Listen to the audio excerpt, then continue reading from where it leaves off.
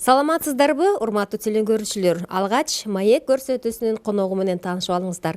Бүгүнкү биздин коногубуз убагында ал жерде телефон тартпайт деген ролик аркылуу көптөгөн телекөрүүчүлөрдүн алкоосуна татыган Гүлнара Эшалиева режиссер келген. Бүгүнкү биздин маегибиз дал ушул режиссер менен болмокчу, андыктан биз менен бирге болуңуздар. Саламатсызбы? Биздин студиябызга кош келиңиз. Саламатсызбы. Ал жерде телефон тартпайт деген бир роликти биз эфирге бергенбиз. Роликтин тартылышы боюнча кыска айтып кетсеңиз.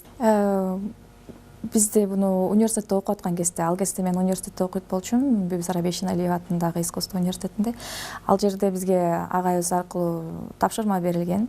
Социалдык ролик тартып келгиле деп, анан эмнени тартабыз деп аябай ойлондум, анан акыры ушул ойго келип токтоп,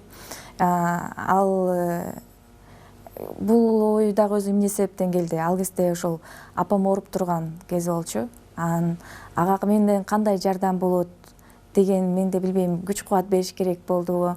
Ушул бир ой келип кетти. Анан кийин тартышым керек экен деп, анан кийин элдерден сурамжылоо кылып тарттым.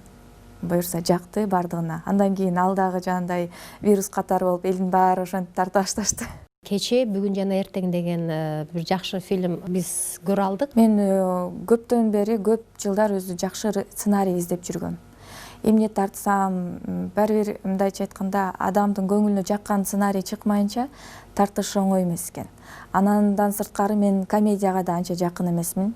Анан атам сунуштап калды. Атам да Ташкентте Островский университетин бүтүп келген. Ал жакта бүт чыгармачыл адамдар менен баары чогуу, анан өзүнүн досторунун сценарийлерин сунуштап калды. Ыскөл областындагы драм театрдын художник-постановщиги Жумабек Осмоновдун жазган драмасы бар экен. Ал сценарийди окуп, пьеса болчу ал өзү. Ошол пьесаны окуп, мага жакты. Анан аны экрандаштырышым керек деп көп убакыт ойлондум. Агай менен дагы, Жумабек агай менен дагы кеңештим, кандай кылайын, эмне кылайын деп. Анан жыйынтыгы ушундай фильм болуп келип чыкты. Кандай жакшы бир социалдык роликтерди тарта алдыңыз? Чоң бир социалдык роликтерди тарттым деп айта албайм, бирок чоң проекттерде иштедик. Чогуу биздин агайыбыз Усубалиев туурасында 100 жылдыгына арналган проект болуп, анда мен экинчи режиссер болуп иштеп, ал проекттин үстүндө 1 жылдан ашык иштедик. Бүтүн Кыргызстанды кыдырып болгон, ал кишинин баспаган жери жок экен. Ар баскан жерин барып тартып келгенче 1 жыл убактыбыз өттү деп айтсак болот. Анан эми жазган сценарийлерди ошол андан кийин уже жарым жылча эле бизде карантин болуп кетпедикпи? Жатып алып эле сценарий жазып аттым. Эми билбейм канчалык жакшы болду, канчалык жок, бирок анын бир сценарийин жагып, Жалал Абадтан бир студия алып, аны менен азыр сценарий сериал тартып атат, ошол менин сценариим негизинде. YouTube каналыңыздан троллейбус 7 деп өзүбүздүн эле Бишкектеги ошол 7-чи троллейбус боюнча бир чакан бир видеону көрүп калдым. Алгач көргөндө бул бир Америкадагы кайсы бир шаар четиндеги көчөлөрдөгү троллейбус го деп ойлогом, бирок жакшылап карасам өзүбүздүн эле Бишкектеги 7-чи троллейбус экен. Ал мен өзү телефон менен эле кай жакка барбайын, бир видеолорду тартып жүргөндү жакшы көрөм. Ошон үчүн жаңы телефон чыкса дагы мен ал телефонду алышым керек. Ошол менен бүт каяка барбайын, кадр үстүнө тартып, калтырып, архивге баарын калтырып тартканды жакшы көрөм. Анан ошондой эле университеттен келаткан болсом керек, ал күн эсимде жок. Бирок отуруп эле ошол жерден тартып, монтаждап, киргизип койгом YouTubeга. Гүлнара айым коркокпу же? Жок, коркпойт. Жакындарын жоготуп алгадан эле коркот экен, башка эч нерседен коркпойм го. Аллахтан коркобуз, конечно, анын башкасынан коркпойбуз. Кайсыл фильмди баалайт элеңиз жана кайсыл кино тасмадан сиз таасир алгансыз? Джеймс Кэмерондун жасаган, тарткан фильмдерин жакшы көрөм. Ал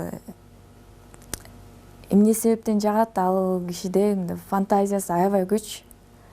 Сценарий анча болбой калган күндө дагы, бирок аны берип, көзгөчө кылып, башкача алып элге көрсөтүп тартуулайт да, мага ошондой өзүнүн идеялары менен жагат ал кишиники. Ошол кишинин работаларын бардыгын көрүп эме кылам. Акча каражатын табуу оңой, бирок күчтүү режиссер табуу кыйын деп кээ бир режиссерлордун айтканын угуп калабыз да. Чындыгында ушул сөзгө кошулат белеңиз? Ооба. баардык шарттар даяр болуп турган күндө дагы ошол нерсени актап жакшы кылып чыгарып бере ала турган киши жок болсо утуш жок деп айтса болот да. Азыркы учурда көп продюсерлер бар, азыр Кыргызстанда да продюсерлер көбөйүп кетип атат. Алар акчанын баарын дайындап, баары даяр, бирок ошолор бирөөгө акча бергенден коркот. Албетте ал акчаны кайра кайтарып алыш керек. А биздин Кыргызстанда болгон тасмалар көрсөтө турган болсок, бизде ашып кетсе бир 10 чакты эле кинотеатр бар. Ал кинотеатрлар аркылуу биз өзүбүздүн акчабызды актап ала албайбыз да. Бул дегени биз эми мировой дүйнөлүк деңгээлге чыгышыбыз керек деген сөз. Продюсерлер ошол дүйнөлүк деңгээлге чыга ала турган режиссерлорду азыркы учурда Кыргызстандан кемде кем кездештирет. Режиссер жана сүрөтчү экөөнүн ортосунда окшоштуктар барбы?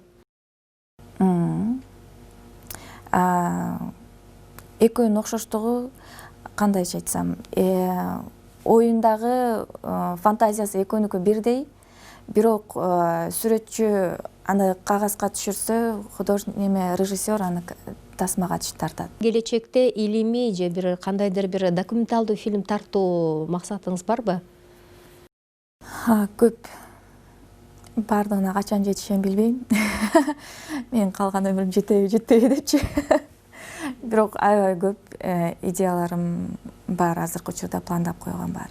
Ковид боюнча суроо берейин деп атам. Мына ушул жерде аралашып жүрдүңүз, өзүңүз сездиңиз дегендей, режиссер адам ар бир нерсеге өтө сезимтал болот экен. Мына ушул боюнча бир фильм дейлиби, бир ролик тартуу ойлонбодуңуз беле?